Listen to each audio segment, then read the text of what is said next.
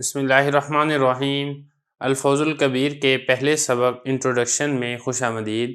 آج کے سبق کے اندر ہم الفوز الکبیر کے جو مصنف ہیں حضرت شاہ ولی اللہ محدث دہلوی رحمۃ اللہ علیہ، ان کے بارے میں تفصیل کے ساتھ پڑھیں گے۔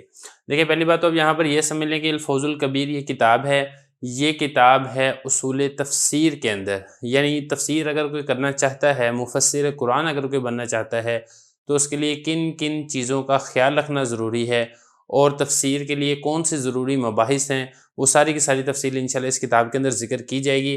ویسے تو یہ کتاب فارسی کے اندر ہے، لیکن اس کا عربی ترجمہ ہی مدارس کے اندر داخل نصاب ہے، تو لہذا ہم جو اس کے اسباق پڑھائیں گے وہ عربی ترجمے کے ہی اسباق پڑھائیں گے، ترجمہ ہوگی اور پھر انشاءاللہ اس کی تشریح کی جائے گی۔ تو اس کتاب کے کل 5 باب ہیں، تو وہ سارے کے سارے باب انشاءاللہ آگے چل کے آ جائیں گے۔ سب سے پہلی بات جو ہم نے آج سمجھنی ہے وہ یہ ہے کہ جو کتاب جس نے لکھی ہے ان کے حالات مصنف میں میں نے سارے کے سارے یہاں پہ پوائنٹ پہلے لکھ دیے ہیں، ایک ایک کر کے انشاءاللہ ان سب کے اوپر بات کریں گے۔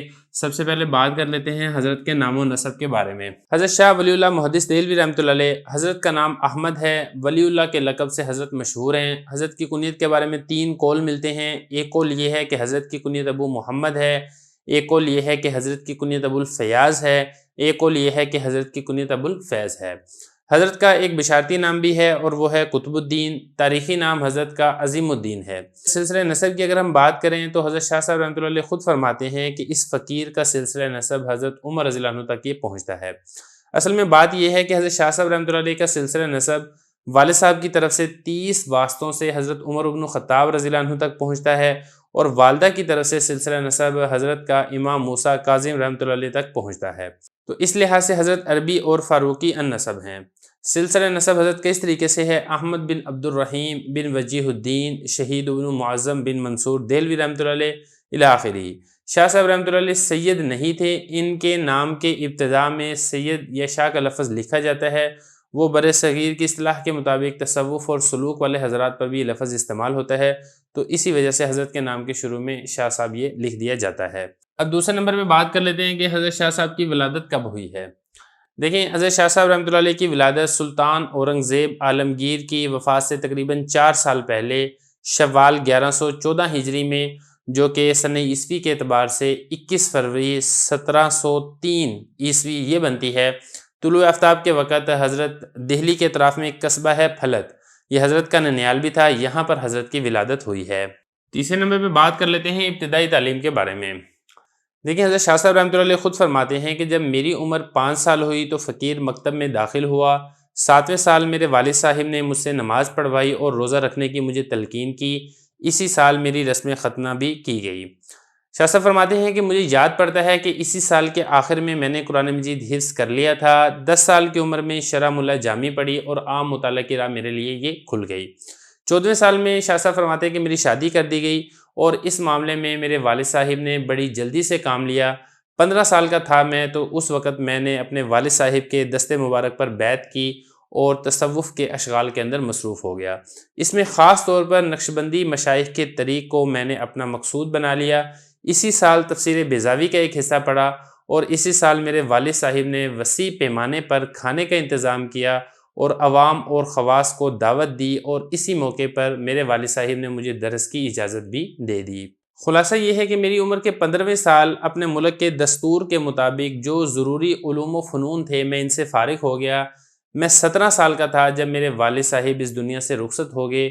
ان کی وفات کے بعد یہ فقیر 12 سال تک دینی اور علوم عقلیہ کی کتابیں پڑھاتا رہا ہے اور ہر علم میں فکر و غور جاری رہی ہے۔ چوتھے نمبر پر بات کر لیتے ہیں حضرت کے اخلاق و عادات کے بارے میں۔ حضرت شاہ صاحب رحمۃ اللہ علیہ کو قدرت نے ابتدا ہی سے حکیمانہ مزاج اور مومنانہ اخلاق کا حامل بنایا تھا، چنانچہ آپ بچپن ہی سے نہایت نرم طبیعت کے حامل تھے، بردبار تھے، خوش اخلاق تھے، سنجیدہ تھے، محنتی تھے۔ حضرت کے طور اتوار بھی بہت پاکیزہ تھے۔ حضرت بہت سخی بھی تھے، متقی، پرہیزگار اور متوکل علی اللہ شخص تھے۔ اسی وجہ سے شاہ عبد الرحیم رحمہ اللہ تعالیٰ اپنی ساری اولاد میں سے حضرت شاہ صاحب یعنی حضرت شاہ ولی اللہ محدث دہلوی رحمۃ اللہ علیہ کو سب سے زیادہ چاہتے تھے۔ اکثر اوقات خلوت و جلوت میں انہیں اپنے پاس بٹھاتے تھے اور بہت پر لطف لہجے میں فرمایا کرتے تھے کہ اے میرے بیٹے، میرے دل میں بے اختیار یہ بات پیدا ہوئی ہے کہ ایک ہی دفعہ تمام علوم و فنون تمہارے دل میں ڈال دوں۔ حضرت شاہ صاحب کی جوانی بے داغ تھی، آپ کے مزاج میں عام نوجوانوں کی طرح تند و تیزی نہیں تھی۔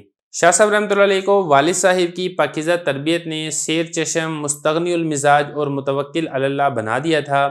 یہی وجہ ہے کہ آپ بیک وقت ایک حکیم، نکتہ شناس، صوفی باصفا، مفسر، محدث، فقیہ، بے مثال ادیب، شاعر، سیاستدان، معقولی، مفکر، معاشیات کے ماہر اور اسی طریقے سے تاریخ کے غواص، مدبرانہ ذہن کے مالک، مجتہدانہ بصیرت کے حامل اور کامل و اکمل انسان تھے۔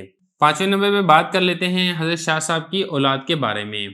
دیکھیں، حضرت شاہ صاحب رحمۃ اللہ علیہ نے 2 شادیاں کی تھیں۔ ان کی پہلی بیوی سے ایک لڑکا محمد دہلوی یہ پیدا ہوئے ہیں۔ ان کی وفات 1208 ہجری میں ہوئی ہے۔ اسی لڑکے کی وجہ سے حضرت شاہ صاحب رحمۃ اللہ علیہ اپنی کنیت ابو محمد کیا کرتے تھے۔ پہلی بیوی کی وفات کے بعد حضرت شاہ صاحب نے دوسری بیوی سے شادی کی اور ان کے بطن سے حضرت کے 4 صاحبزادے اور 1 صاحبزادی پیدا ہوئی ہیں۔ شاہ صاحب رحمۃ اللہ علیہ کے سب سے بڑے صاحبزادے جو حضرت شاہ صاحب رحمۃ اللہ علیہ کی وفات کے بعد ان کے جانشین بھی ہوئے ہیں، وہ شاہ عبدالعزیز رحمہ اللہ تعالی ہیں، جن کی وفات 7 شوال 1238 ہجری میں ہوئی ہے، جو کہ عیسوی سال کے اعتبار سے 1824 بنتے ہیں۔ دوسرے صاحبزادے حضرت شاہ رفیع الدین رحمہ اللہ تعالی ہیں، جن کی وفات 6 شوال 1233 ہجری میں ہوئی ہے، جو کہ سن عیسوی کے اعتبار سے 1817 بنتے ہیں۔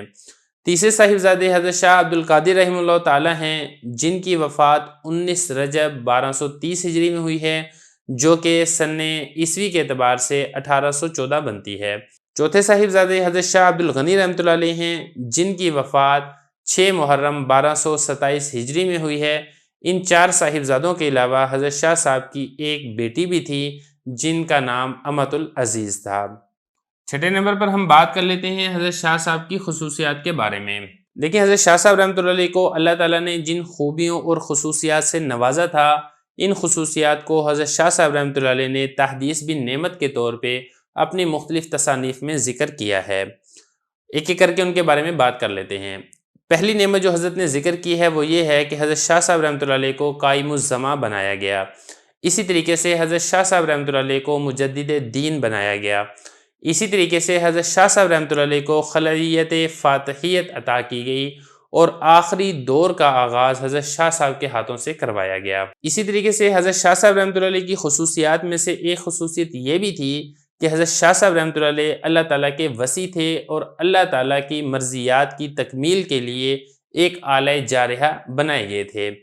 حضرت شاہ صاحب رحمۃ اللہ علیہ نے احکام شریعت کے اسرار و مصالح بیان فرمائے ہیں۔ حضرت شاہ صاحب رحمۃ اللہ علیہ خود فرماتے ہیں کہ ان تمام کے رموز و اسرار کا بیان ایک مستقل فن ہے، جس کے بارے میں اس فقیر سے زیادہ دقیق بات کسی اور سے نہیں بنائی ہے۔ اگر کسی کو اس فن کی عظمت و بلندی کے باوجود میرے اس بیان میں شبہ گزرے تو اسے چاہیے کہ شیخ عز الدین ابن سلام، جن کی وفات 660 ہجری میں ہوئی ہے، ان کی کتاب قواعد کبریٰ دیکھنی چاہیے، جس میں انہوں نے کس قدر زور مارا ہے، لیکن پھر بھی وہ اس فن کے عشر عشیر تک نہیں پہنچ سکے ہیں۔ اسی طریقے سے حضرت شاہ صاحب کی خصوصیات میں سے ایک خصوصیت یہ بھی تھی کہ آپ کو سلوک طریقت الہام کیا گیا تھا اور آپ نے وہ طریق پیش کیا جو صوفیاء کے غلو سے پاک تھا اور جادہ شریعت کا پابند تھا۔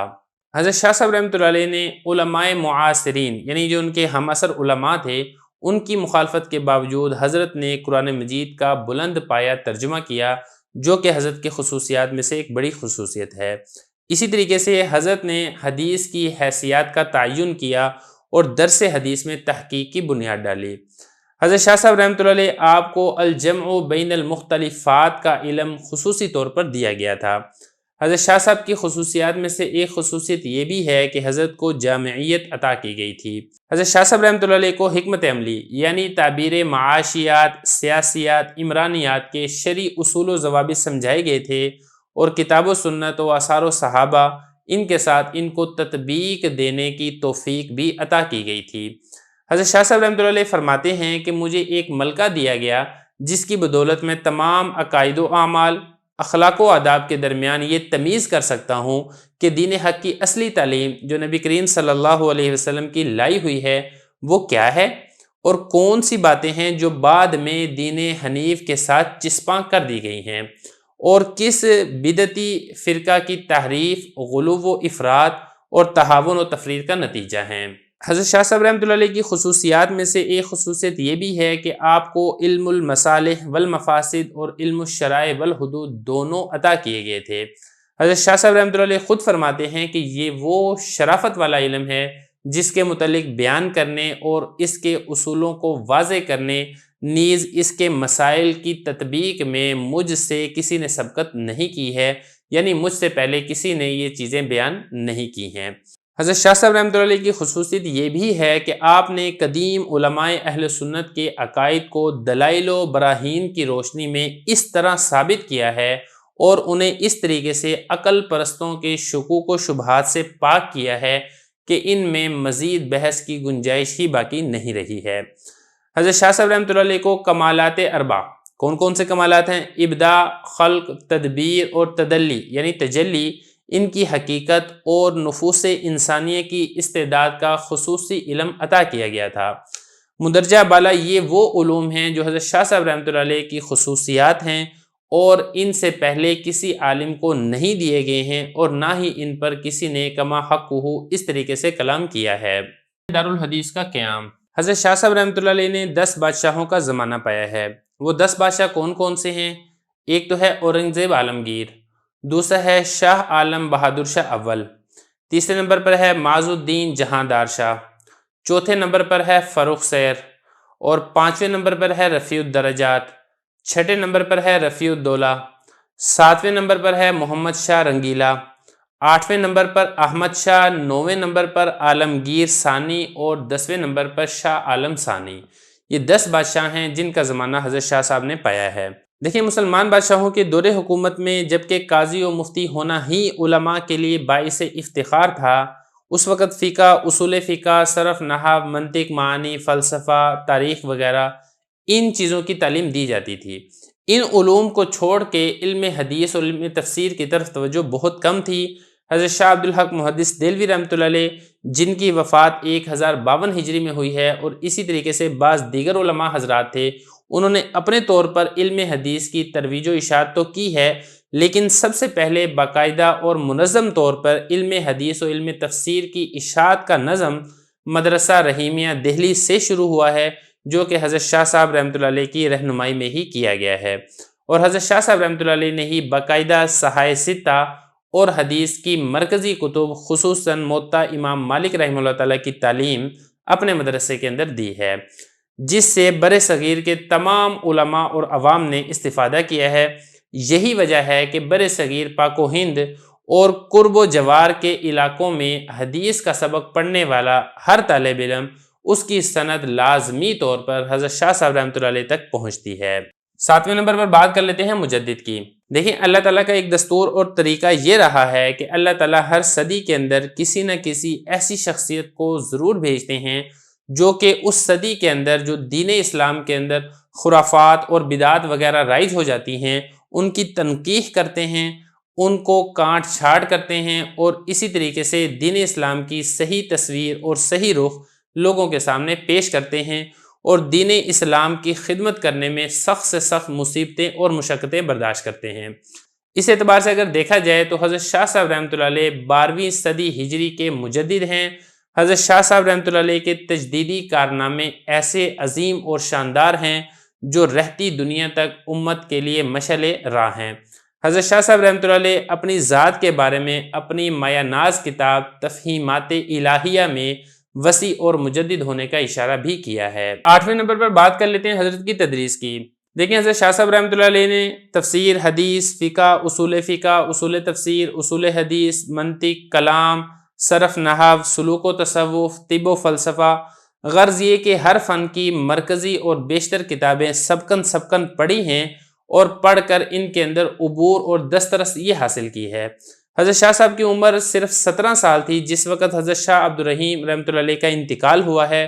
حضرت شاہ عبد الرحیم رحمۃ اللہ علیہ نے انتقال سے پہلے یعنی مرض الموت کے اندر حضرت شاہ صاحب کو بیعت و ارشاد کی اجازت بھی دے دی تھی، اور حضرت شاہ صاحب رحمۃ اللہ علیہ پر مکمل اطمینان اور بھروسہ کرتے ہوئے ایک جملہ ارشاد فرمایا تھا یدہ کیدی، یعنی ان کا ہاتھ میرے ہاتھ کی طرح ہے۔ حضرت شاہ صاحب رحمۃ اللہ علیہ نے والد صاحب کے انتقال کے بعد تقریباً 12 سال مدرسہ رحیمیہ کی مسند تدریس کو رونق بخشی تھی اور طلباء اور عوام کو مختلف علوم و فنون سے روشناس کروایا تھا۔ 9ویں نمبر پر بات کر لیتے ہیں حضرت کے حج کے بارے میں۔ حضرت شاہ صاحب رحمۃ اللہ علیہ نے 1143 ہجری جو کہ سن عیسوی کے اعتبار سے 1731 عیسوی بنتی ہے، حضرت حج اور زیارت کے لیے تشریف لے گئے تھے اور تقریباً 2 سال حجاز مقدس کے اندر حضرت نے اپنا وقت گزارا ہے، اور رجب 1145 ہجری کو حضرت کی واپسی ہوئی ہے جو کہ سن عیسوی کے اعتبار سے 1732 عیسوی بنتی ہے۔ حضرت اس سال پھر اپنے وطن دہلی واپس ہوئے ہیں۔ حضرت شاہ صاحب رحمۃ اللہ علیہ نے حج سے واپس آ کر دہلی کے اندر درس و تدریس، تبلیغ، اصلاح و تذکیر کے فرائض تقریباً 25 سال تک سر انجام دیے ہیں۔ 11ویں نمبر پر بات کر لیتے ہیں تکمیل تعلیم کے بارے میں۔ دیکھیں حضرت شاہ صاحب رحمۃ اللہ علیہ نے ظاہری علوم مثال کے طور پہ تفسیر، حدیث، فقہ، عقائد، کلام، منطق وغیرہ کی تعلیم زیادہ تر اپنے والد محترم سے حاصل کی ہے، جنہوں نے اکثر کتب اپنے بھائی ابو الرضا محمد، جن کی وفات 1100 ہجری میں ہوئی، ان سے پڑھی تھیں، اور اسی طریقے سے کچھ اعلیٰ کتابیں میر زاہد ابن قاضی اسلم الہروی، جن کی وفات 1111 ہجری میں ہوئی تھی، ان سے پڑھی تھی۔ میر زاہد معقولات کے بہت بڑے عالم تھے، لیکن فقہ کے اندر ان کو بہت کم دسترس تھی۔ حضرت شاہ صاحب رحمۃ اللہ علیہ نے علم حدیث میں سے مشکات المصابیح، اسی طریقے سے شمائل النبی صلی اللہ علیہ وسلم اور بخاری شریف کا کچھ حصہ اس دور کے امام محمد افضل جو کہ حاجی سیالکوٹی کے لقب سے مشہور تھے، ان سے پڑھا ہے۔ اس کے بعد حضرت شاہ صاحب رحمۃ اللہ علیہ 1143 ہجری کو حدیث کی تکمیل کے سلسلے میں حرمین شریفین تشریف لے گئے، اور پھر وہاں زیادہ تر مدینہ منورہ میں ہی مقیم رہے ہیں، اور شیخ ابو طاہر القروی المدنی الشافی رحمہ اللہ تعالی، جن کی وفات 1145 ہجری میں ہوئی تھی، ان سے حدیث کی تعلیم اور اجازت حاصل کی ہے۔ حضرت شاہ صاحب رحمۃ اللہ علیہ نے حجاز کے بیشتر محدثین کی خدمت میں زانو تلمذ طے کیا ہے اور حدیث کی اجازت لی ہے، لیکن حضرت شاہ صاحب رحمۃ اللہ علیہ کے سب سے بڑے استاد جن سے حضرت شاہ صاحب رحمۃ اللہ علیہ کو مانوی مناسبت ہوئی ہے، وہ یہی شیخ ابو طاہر رحمۃ اللہ علیہ ہی تھے۔ شیخ ابو طاہر رحمۃ اللہ علیہ بھی حضرت شاہ صاحب رحمۃ اللہ علیہ کے تباہر علمی، ذکاوت و شرافت کے معترف تھے۔ حضرت خود فرمایا کرتے تھے کہ یہ شاہ، یعنی حضرت شاہ ولی اللہ رحمۃ اللہ علیہ کے بارے میں، کہ ہم سے لفظ کی سند لیتا ہے لیکن ہم معنی کی تصحیح اس سے کرتے ہیں۔ حضرت شاہ صاحب رحمۃ اللہ علیہ اپنے استاد حضرت شیخ ابو طاہر کی تعریف کرتے ہوئے فرماتے ہیں کہ شیخ ابو طاہر سلف صالحین کے تمام اوصاف، مثال کے طور پہ تقوی، عبادت، علمی شغف، بحث و تمحیص میں انصاف پسندی سے متصف تھے۔ جب آپ سے کسی مسئلہ کے بارے میں رجوع کیا جاتا تھا تو جب تک پورا غور و فکر اور کتابوں سے تحقیق نہ کر لیتے تھے، بیان نہ فرمایا کرتے تھے۔ اور حضرت ان کے جو استاد تھے شیخ ابو طاہر بہت رقیق القلب بھی تھے۔ جب بھی کوئی اس طریقے کی حدیث پڑھتے تھے تو حضرت کی آنکھیں پر نم ہو جاتی تھی، لباس وغیرہ میں تکلف نہ برتتے تھے، اور اپنے خدام اور طلباء سے بہت عاجزی اور تواضع سے پیش آیا کرتے تھے۔ 12ویں نمبر پر حضرت کی تصانیف کے بارے میں بات کر لیتے ہیں۔ دیکھیں حضرت شاہ صاحب رحمۃ اللہ علیہ کی تصانیف کی تعداد 50 سے بھی زیادہ ہے۔ کچھ کی تفصیل میں آپ کے سامنے رکھ دیتا ہوں۔ پہلے نمبر پر ہے فتح الرحمن فی ترجمۃ القرآن۔ حضرت نے فارسی کے اندر ترجمہ کیا تھا جس کا نام ہے فتح الرحمن۔ اسی طریقے سے الفوز الکبیر یہ کتاب ہے۔ یہ اصل کتاب تو تھی فارسی میں، لیکن اب اس کا عربی ترجمہ چلتا ہے اور اسی طریقے سے اردو میں اس کی تشریح کی جاتی ہے۔ اسی طریقے سے حضرت کی کتابوں میں سے ایک کتاب ہے فتح الخبیر۔ عربی کے اندر یہ کتاب ہے اور اس میں ترجمے کے قوانین اور اصول بیان کیے گئے ہیں۔ اسی طریقے سے حضرت کی کتابوں میں سے ایک کتاب ہے تعویل الاحادیث فی رموزی قصص الانبیاء۔ عربی کے اندر یہ کتاب ہے۔ اسی طریقے سے حضرت نے موطا کی شرح عربی کے اندر لکھی ہے جس کا نام ہے المصوّع، اور اسی طریقے سے فارسی کے اندر بھی موطا کی شرح لکھی ہے جس کا نام ہے مصفّع۔ حدیث مسلسل کے حوالے سے حضرت نے 40 احادیثوں کو بھی جمع کیا ہے جن کا نام ہے 40 حدیثا مسلسلۃ بالاشراف فی غالب سندھا۔ عربی کے اندر یہ کتاب ہے۔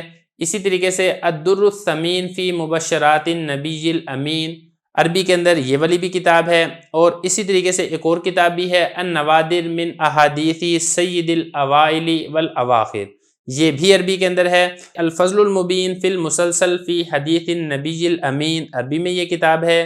الارشاد الی مہماتی علم الاسناد، علم اسناد کے حوالے سے یہ ایک بہت مفید کتاب ہے۔ تراجم بخاری، یہ بھی عربی کی کتاب ہے جو کہ حضرت شاہ صاحب رحمۃ اللہ علیہ نے تصنیف کی ہے۔ اسی طریقے سے شرح تراجم بعض ابواب البخاری، عربی کے اندر یہ کتاب ہے جس میں بخاری کے بعض ابواب کے تراجم کی شرح بیان کی گئی ہے۔ حضرت شاہ صاحب رحمۃ اللہ علیہ کی کتابوں میں سے مشہور اور معرکۃ الآراء جو تصنیف ہے وہ ہے حجت اللہ البالغہ، عربی کے اندر یہ کتاب ہے اور یہ بہت شاندار کتاب ہے۔ اس کو پڑھانے کی اور پڑھنے کی بہت زیادہ ضرورت ہے۔ اللہ پاک نے توفیق دی تو انشاءاللہ یہ والی کتاب بھی سبکن ہم انشاءاللہ ریکارڈ کروائیں گے۔ اسی طریقے سے التفہیمات الالہیہ، عربی میں بھی ہے، فارسی میں بھی ہے۔ فیوز الحرمین ہے، حضرت شاہ صاحب رحمۃ اللہ علیہ نے حرمین کا سفر کیا تھا تو حضرت شاہ صاحب رحمۃ اللہ علیہ کے جو مکاشفات ہیں اور اسی طریقے سے حضرت کے جو مشاہدات ہیں وہ حضرت نے اس کتاب کے اندر تصنیف کی ہیں۔ القول الجمیل ہے عربی کے اندر، اور اسی طریقے سے لمحات ہے عربی کے اندر، لمعات ہے فارسی کے اندر، الطاف القدس ہے فارسی میں، وغیرہ ذالکہ۔ خلاصہ یہ ہے کہ حضرت کی بہت سی کتابیں ہیں جو کہ حضرت نے تصنیف کی ہیں اور ایک سے بڑھ کر ایک کتاب ہے۔ 13ویں نمبر پر بات کر لیتے ہیں قاتلانہ حملے کے بارے میں۔ دیکھیں حضرت شاہ ولی اللہ رحمہ اللہ تعالیٰ وہ پہلے بزرگ ہیں جنہوں نے 1100 سال کے بعد سر زمین ہندوستان میں قرآن مجید کا فارسی میں ترجمہ کیا، لیکن جب اس کی اشاعت ہوئی تو تہلکہ مچ گیا۔ ملاؤں نے یہ سمجھ لیا کہ ہماری روزی روٹی وہ تو جاتی رہے گی، اب جہلا کسی طریقے سے قابو نہیں آئیں گے اور ہر بات پر بحث کرنے کو تیار ہو جائیں گے۔ تو انہوں نے حضرت شاہ صاحب رحمۃ اللہ علیہ کے متعلقہ کفر کا فتویٰ جاری کر دیا اور حضرت شاہ صاحب رحمۃ اللہ علیہ کے جانی دشمن ہو گئے، اور نہ صرف یہ کہ جانی دشمن ہو گئے بلکہ حضرت کے قتل کرنے پر بھی تل گئے۔ ان جاہل مولویوں کے اشارے پر چند بدماش حضرت شاہ صاحب رحمۃ اللہ علیہ کی طاق میں لگ گئے۔ یہ جو سازش حضرت شاہ صاحب کے خلاف کی جا رہی تھی حضرت شاہ صاحب کے وہم و گمان کے اندر بھی نہیں تھی۔ ایک مرتبہ حضرت شاہ صاحب رحمۃ اللہ علیہ عصر کی نماز مسجد فتح پوری میں پڑھ رہے تھے، ابھی حضرت شاہ صاحب رحمۃ اللہ علیہ نے سلام ہی پھیرا تھا کہ دروازے پر شور و غل کی آوازیں آنے لگی۔ حضرت شاہ صاحب رحمۃ اللہ علیہ نے دریافت کیا تو پتہ چلا کہ حملہ آوروں کی ایک جماعت ہے جو کہ حضرت شاہ صاحب رحمۃ اللہ علیہ پر حملہ آور ہونا چاہتی ہے۔ حضرت شاہ صاحب رحمۃ اللہ علیہ نے چاہا کہ وہ دوسرے دروازے سے نکل جائیں، لیکن انہوں نے جاہلوں نے آ کر اس طرف سے بھی گھیر لیا، اور حضرت شاہ صاحب رحمۃ اللہ علیہ کے پاس ایک چھڑی تھی۔ آپ نے حملہ آوروں سے دریافت کیا کہ آپ لوگ مجھے قتل کیوں کرنا چاہتے ہیں؟ تو انہوں نے جواب دیا کہ تو نے قرآن مجید کا ترجمہ کر کے عوام کی نگاہ میں ہماری عزت برباد کر دی ہے، اگر یہی حالت رہی تو ہماری آئندہ نسلوں کو کوئی ذرہ برابر بھی وقوع و اہمیت نہیں دے گا۔ تو نے نہ صرف ہمیں برباد کیا ہے بلکہ ہماری اولادوں کو بھی تباہ کر دیا ہے۔ تو اس پر حضرت شاہ صاحب رحمۃ اللہ علیہ نے ارشاد فرمایا کہ یہ کس طریقے سے ممکن ہے کہ اللہ تعالیٰ کی ایک نعمت جو عام نعمت ہے اس کو چند افراد یا ایک اولاد کے اندر خاص کر دیا جائے۔ تو خلاصہ یہ کہ اس طریقے سے تھوڑی سی بحث ہوئی تو ممکن تھا کہ وہ کوئی قتل کا اقدام کرتے، لیکن حضرت شاہ صاحب رحمۃ اللہ علیہ کے خدام نے تلواریں نکال لیں، اور وہ جو اوباش نوجوان ملا تھے وہ تلواریں دے کر وہ بھاگ گئے، اور حضرت شاہ صاحب رحمۃ اللہ علیہ صحیح سلامت گھر پہ پہنچ گئے۔ حضرت شاہ صاحب رحمہ اللہ تعالیٰ نے جب قرآن مجید کا فارسی میں ترجمہ کیا تو شیعہ حکام کو بھی یہ والی بات پسند نہ آئی کہ عوام قرآن مجید سے واقف ہوں۔ اس وقت دہلی میں ایک شیعہ حاکم تھا نجف علی خان، اس کا تسلط تھا۔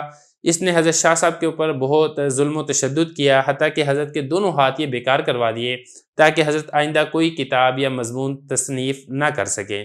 اسی طریقے سے اس شیعہ نے حضرت مرزا مظہر جان جانا رحمۃ اللہ علیہ جو اپنے وقت کے بہت بڑے ولی تھے ان کو بھی شہید کروا دیا، اور حضرت شاہ عبدالعزیز رحمۃ اللہ علیہ اور حضرت شاہ رفیع الدین رحمۃ اللہ علیہ ان دونوں کو بھی اپنے علاقے سے نکل جانے کا حکم دے دیا۔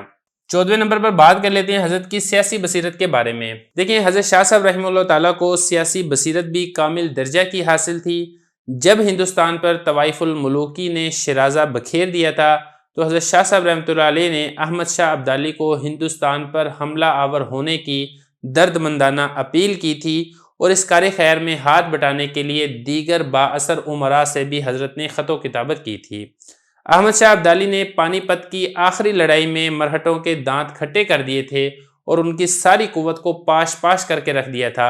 حضرت شاہ صاحب رحمۃ اللہ علیہ نے احمد شاہ ابدالی کو خط لکھا کہ عصر حاضر میں آپ سے زیادہ طاقتور اور پرشوکت کوئی اور بادشاہ موجود نہیں ہے، آپ پر ہندوستان کی جانب قصد اور ارادہ کرنا واجب ہے تاکہ مرہٹوں کی قوت ٹوٹے اور کمزور مسلمان سکھ کا سانس لیں۔ دیکھیں ایک دوسری جگہ پر حضرت شاہ صاحب رحمۃ اللہ علیہ احمد شاہ ابدالی کو خط لکھتے ہیں کہ میں اس سیاہ کاری سے خدا کے حضور پناہ مانگتا ہوں جو نادر شاہ سے سرزد ہوئی، وہ مسلمانوں کا صفایا کر کے مرہٹوں اور جاٹوں کو زندہ سلامت چھوڑ کر لوٹ مار کر کے چلتے بنے اور نتیجہ میں قوت کفار کو فروغ حاصل ہوا، اسلامی لشکر زیر و زبر ہوا اور سلطنت دہلی بازیچہ اطفال بن کر رہ گئی۔ تو خلاصہ یہ تھا کہ حضرت شاہ صاحب رحمۃ اللہ علیہ نے احمد شاہ ابدالی کو خط لکھ کے باقاعدہ حملہ کرنے کی دعوت دی تھی، جو کہ حضرت کی سیاسی بصیرت کا منہ بولتا ثبوت تھا۔ 15ویں نمبر پہ بات کر لیتے ہیں حضرت شاہ صاحب کے مسلک کے بارے میں۔ دیکھیں حضرت شاہ صاحب رحمۃ اللہ علیہ نے اپنے آپ کو حنفی المسلک بتایا ہے۔ حضرت کی کتب سے چند اقتباسات آپ کے سامنے میں پیش کرتا ہوں جس سے یہ والی بات ثابت ہوتی ہے۔ مثال کے طور پہ حضرت حجت اللہ البالغہ کے اندر تحریر فرماتے ہیں کہ من جملہ ایک بڑا مسئلہ تقلید اور عدم تقلید کا ہے۔ اس امت کے تمام وہ علماء جن کو قابل استناد سمجھا جا سکتا ہے، استناد کا مطلب ہوتا ہے جس سے سند پکڑی جائے، وہ اس بات پر متفق ہیں کہ 4 مذہب حنفی، شافعی، مالکی، حنبلی جو کہ آج کل اسلامی دنیا میں رائج اور مروج ہیں اور ہر ایک مذہب کے مسائل و احکام مدون صورت کے اندر محفوظ و موجود ہیں، ان کی تقلید کرنا جائز ہے۔ ان کی تقلید میں کئی ایک مصالح موجود ہیں، خصوصاً آج کے زمانے میں جب کہ ہمتیں بہت ہی پست ہو گئی ہیں اور لوگوں پر ہوائے نفسانی کا بھوت مسلط ہے اور ہر ایک اپنی سمجھ اور اپنی رائے پر نازاں ہیں۔ تو دیکھیں اس حوالے سے بھی یہی معلوم ہوتا ہے کہ حضرت ان 4 مسالک کی میں سے کسی ایک کی پیروی کو ہی ضروری سمجھتے تھے۔ اسی طریقے سے حضرت کی ایک اور تصنیف ہے عقد الجید فی احکام الاجتہادی والتقلید۔ اس میں حضرت فرماتے ہیں کہ جاننا چاہیے کہ ان 4 مذہبوں کے اختیار کرنے میں ایک بڑی مصلحت ہے اور اس سے منہ موڑنے میں ایک بڑا فساد ہے۔ اسی طریقے سے حضرت نے فیوض الحرمین نامی کتاب میں ذکر فرمایا ہے کہ مجھے رسول اللہ صلی اللہ علیہ وسلم نے پہچان کروا دی ہے کہ حنفی مذہب میں ایک بہت اچھا طریقہ ہے اور بہت موافق ہے اس طریقہ سنت سے جو تنقیح ہوا زمانہ بخاری اور اس کے ساتھ والوں کے۔ اور اسی طریقے سے حضرت ایک اور کتاب کے اندر بھی ذکر فرماتے ہیں کہ جب ایک عام انسان ہندوستان اور ماوراء النہر میں رہنے والا ہو، جب کوئی عالم شافعی، مالکی، حنبلی اور ان کی کتب میسر نہ آ سکتی ہوں تو پھر اس پر واجب ہے کہ وہ صرف امام اعظم ابو حنیفہ رحمہ اللہ تعالیٰ کے مذہب کی تقلید کرے، اور ان کے مذہب سے علیحدہ ہونا اس کے لیے حرام ہے، کیونکہ وہ اس وقت شریعت کی رسی ہی اپنی گردن سے اتار کر بیکار رہ جائے گا۔ حضرت نے یہ بات الانصاف فی بیانی سبب الاختلاف نامی کتاب کے اندر ذکر فرمائی ہے۔ حضرت شاہ صاحب رحمۃ اللہ علیہ کے وطن ہندوستان میں چونکہ فقہ حنفی کو بے حد فروغ حاصل تھا اور حضرت شاہ صاحب رحمۃ اللہ علیہ کے والد اور چچا بھی فقہ حنفی کے مسلک پر ہی کاربند تھے، اور ہندوستان کے لوگوں کے دلوں میں فقہ حنفی نے اس قدر ترقی اور ہر دل عزیزی حاصل کر لی تھی گویا کہ یہ ان کا قومی مذہب ہے۔ یہی وجہ ہے کہ حضرت شاہ صاحب رحمۃ اللہ علیہ کو بذریعہ الہام یہ بات بتائی گئی کہ وہ فروعات یعنی فقی مسلک میں اپنے قوم کی مخالفت نہ کریں۔ دیکھیں حضرت شاہ صاحب رحمۃ اللہ علیہ مجتہد منتصب تھے۔ اب مجتہد منتصب ہوتا کیا ہے؟ دیکھیں مجتہد منتصب کہتے ہیں کہ جو اصول میں تو کسی کا تابع ہو لیکن فروع میں خود مختار ہو، اور حضرت شاہ صاحب رحمۃ اللہ علیہ بالکل ایسے ہی تھے کہ اصول میں تو امام اعظم ابو حنیفہ رحمۃ اللہ علیہ کے تابع تھے لیکن فروع کے اندر یہ خود مختار تھے۔ یہی وجہ ہے کہ حضرت شاہ صاحب رحمۃ اللہ علیہ نے فقہ حنفی پر بعض مسائل کو ترجیح دی ہے۔ اب ہوا یہ کہ کچھ کم عقل افراد نے بات کو سمجھا نہیں اور اعتراضات کی بوچھاڑ کر دی۔ حالانکہ جو اس قسم کی ترجیحات ہوتی ہیں، توضیحات، تشریحات، یہ تفہیمات اس قبیل سے ہوتی ہیں، یہ عقیدہ اور مسلک کے اعتبار سے نہیں ہوتی ہیں۔ حضرت شاہ صاحب رحمۃ اللہ علیہ کا جو عقیدہ یہ وہی ہے جو اکابر اسلاف کا عقیدہ ہے، بلکہ حضرت شاہ صاحب رحمۃ اللہ علیہ نے خود بھی اس بارے میں وضاحت فرمائی ہے کہ آگاہ رہو میں بری اور بیزار ہوں ہر اس بات سے جو اللہ تعالیٰ کی کتاب کی کسی آیت کے خلاف ہو یا اسی طریقے سے سنت قائمہ کے خلاف ہو جو رسول اللہ صلی اللہ علیہ وسلم سے ثابت ہے، یا ان زمانے کے علماء کے اجماع اور متفق علیہ مسائل کے خلاف ہوں جن کے بارے میں بہتری کی خبر دی گئی ہے، اور اسی طریقے سے مسلمانوں کے سواد اعظم یا جس کو جمہور مجتہدین نے اختیار کیا ہے اس کے خلاف ہوں، میں ہر اس بات سے بری و ذمہ ہوں۔ اگر اس قسم کی کوئی چیز میری تصانیف و تحریرات وغیرہ میں آ گئی ہو تو اسے خطا قرار دیا جائے، اللہ تعالیٰ رحم فرمائے اس پر، جو ہماری اس کوتاہی سے ہمیں بیدار کر دے۔ یہ حضرت نے حجت اللہ البالغہ کے اندر خود ذکر فرمایا ہے۔ دیکھیے بہت اچھی بات ہے جو کہ حضرت شاہ صاحب رحمۃ اللہ علیہ نے خود حجت اللہ البالغہ کے اندر ذکر کی ہے، اور یہ ایسا معیار ہے جس کو کسی طریقے سے بھی نظر انداز نہیں کیا جا سکتا ہے، اور گمراہیوں سے بچنے کا ہی یہی سب سے اچھا اور اسلم طریقہ ہے۔ اسی اصول کی وجہ سے خود حضرت شاہ صاحب رحمۃ اللہ علیہ کے کچھ شاذ مسائل ہیں جن کو ترک کر دیا گیا ہے، امت نے ان مسائل کو اختیار نہیں کیا ہے۔ 16ویں نمبر پر ہے حضرت شاہ صاحب رحمۃ اللہ علیہ کا پروگرام۔ دیکھیں حضرت شاہ صاحب رحمۃ اللہ علیہ نے ایک لائحہ عمل دیا تھا جس کو اختیار کرنے کا حضرت شاہ صاحب رحمۃ اللہ علیہ نے حکم دیا تھا۔ اب وہ لائحہ عمل کیا تھا، اس میں کچھ پوائنٹ ہیں، ایک ایک کر کے میں آپ کے سامنے ذکر کرتا ہوں۔ پہلا پوائنٹ فیوز الحرمین نامی کتاب کے حوالے سے، ویسے تو عربی کے اندر ہے لیکن اردو ترجمہ میں آپ کے سامنے پیش کر دیتا ہوں۔ حضرت شاہ صاحب فرماتے ہیں کہ لوگوں نے مجھ سے دریافت کیا کہ اللہ تعالیٰ کا اس وقت کیا حکم ہے، تو میں نے جواب دیا کہ تمام نظاموں کو توڑ دیا جائے۔ یہ حضرت شاہ صاحب رحمۃ اللہ علیہ کا ایک بہت مشہور اور تاریخی خواب ہے جس کے اندر یہ والی بات ذکر کی گئی ہے۔ اور اسی طریقے سے دوسرا پوائنٹ جو ہے وہ ذکر حضرت فرماتے ہیں وہ یہ ہے کہ سب سے پہلے فکر کو پاک کرنا یہ ضروری ہے، یعنی ایمان اور توحید کا پاکیزہ عقیدہ اختیار کرنا، رسالت اور قیامت پر یقین، اور اسی عقیدے کے اوپر مسکین نوازی کی بنیاد قائم کرنا، یہ بہت ضروری ہے۔ پھر اسی طریقے سے حضرت کا جو لائحہ عمل تھا اس میں ایک پوائنٹ یہ بھی تھا کہ تعلیم کو جبری اور لازمی بنانا، اور اسی طریقے سے ارتکاز دولت کو روکنا، یعنی جو دولت ہے وہ سمٹ کر چند افراد کے ہاتھ میں آ جائے، حضرت شاہ صاحب اس کو روکنا چاہتے تھے۔ اور اسی طریقے سے حضرت شاہ صاحب رحمۃ اللہ علیہ کی جو تعلیمات ہیں ان میں سے ایک بڑی تعلیم یہ ہے تعیش کے اسباب کو مٹانا یا کم سے کم کرنا، کیونکہ جو مسلمان ہیں وہ اس دنیا کے اندر عیش و عشرت کے لیے نہیں آئے ہیں، لہذا تعیش کے جو اسباب ہیں ان کو کم سے کم کیا جائے، یا اگر ممکن ہو تو اس کو بالکل ہی مٹا دیا جائے۔ اور اسی طریقے سے خوراک، رہائش، لباس، صحت، تعلیم، ان سب کے بارے میں ایک متوسط حالت اختیار کرنا جس میں ہر طبقہ کے لوگ شریک ہو سکیں۔ اور اسی طریقے سے مال کے جمع اور خرچ کرنے کے قانون کے اندر حلال اور حرام کی پابندی کرنا، یہ بھی حضرت کی تعلیمات میں سے ایک بڑی تعلیم ہے۔ اسی طریقے سے حضرت کی تعلیمات میں سے ایک بڑی تعلیم یہ ہے کہ عیش و عشرت والے پیشے اور جو حرام پیشے ہیں ان کو ختم کر دیا جائے اور ان کو ممنوع قرار دے دیا جائے، اور تمام جائز اور مفید پیشوں کو اختیار کیا جائے اور ان کی حوصلہ افزائی کی جائے اور ان میں صحیح طریقے سے تقسیم کیا جائے۔ پھر اسی طریقے سے حضرت کی تعلیمات میں سے ایک تعلیم یہ بھی ہے کہ اپنی جائز ضروریات زندگی سے جو اضافی اثاثے ہیں، جائیداد ہیں یا مال ہے، اس کو رفاہ عامہ کے کاموں میں خرچ کیا جائے اور خرچ کرنے کے لیے جماعت کے نام منتقل کیا جائے۔ اور اسی طریقے سے جدید دنیا نے مادی لحاظ سے جن چیزوں میں ترقی کی ہے، اپنے حالات کے اعتبار سے، احوال کے اعتبار سے اور اپنے اس علاقے کے اعتبار سے اس کو اختیار کیا جائے۔ اور اسی طریقے سے حضرت کی تعلیمات میں سے ایک بڑی تعلیم یہ بھی ہے کہ حضرت فرماتے تھے کہ مسلمانوں میں جب تک جہاد کا جذبہ رہے گا وہ ہر میدان میں غالب اور فاتح رہیں گے۔ آج آپ دیکھ لیں جہاد کا جذبہ ختم ہوتا جا رہا ہے، لہذا مسلمان بھی غالب ہونے کے بجائے مغلوب ہوتے جا رہے ہیں۔ حضرت شاہ صاحب رحمۃ اللہ علیہ کا جو پیش کردہ نظام اجتماعیت و اقتصادیات ہے، معاشیات یا نظام اخلاق و سیاسیات ہے، اس کو سمجھنے کے لیے یہ ضروری ہے کہ حضرت شاہ صاحب رحمۃ اللہ علیہ کا جو تمام فلسفہ ہے اس کو پیش نظر رکھا جائے۔ بعض چیزوں کو اختیار کر لینے سے مسئلہ حل نہیں ہوتا بلکہ مسئلہ بگڑ جاتا ہے۔ چنانچہ آپ دیکھ لیں آج کل کے دور کے اندر ایک تنظیم بڑی ابھری ہوئی ہے فکر ولی اللہ کے نام سے، جو کہ حضرت شاہ صاحب رحمۃ اللہ علیہ کے فلسفے کو اختیار کرنے کے غرض سے، مقصد ان کا ٹھیک تھا لیکن وہ صراط مستقیم اور زیادہ ہدایت سے ہٹ چکی ہے۔ حضرت شاہ صاحب رحمۃ اللہ علیہ کی وفات 29 محرم 1172 ہجری کو ہوئی ہے، جو کہ سن عیسوی کے اعتبار سے 1762 عیسوی بنتی ہے۔ وفات کے وقت حضرت کی عمر 61 سال 3 ماہ اور 25 دن تھی، اور دہلی کے مہدیاں قبرستان کے اندر حضرت مدفون ہوئے ہیں۔ خلاصہ یہ ہے کہ حضرت شاہ صاحب رحمہ اللہ تعالیٰ نے تمام انبیاء کی شریعتوں کو بالعموم اور نبی کریم صلی اللہ علیہ وسلم کی شریعت یعنی قرآن مجید ہے اور اسی طریقے سے سنت مبارکہ ہے آپ صلی اللہ علیہ وسلم کی، ان کو بالخصوص اور اجتماعیات و سیاسیات میں خلفائے راشدین کو مثال کے طور پر پیش کیا ہے۔ اور یہ جو پورا نظام ہے یہ حضرت شاہ صاحب رحمۃ اللہ علیہ کی جو مایہ ناز کتابیں ہیں اس میں ازالۃ الخفا ہے، الخیر الکثیر ہے، اور اسی طریقے سے سب سے مکمل طریق پر جو حضرت نے بحث کی ہے تمام نظام پر وہ حجت اللہ البالغہ کے اندر ذکر کیا ہے۔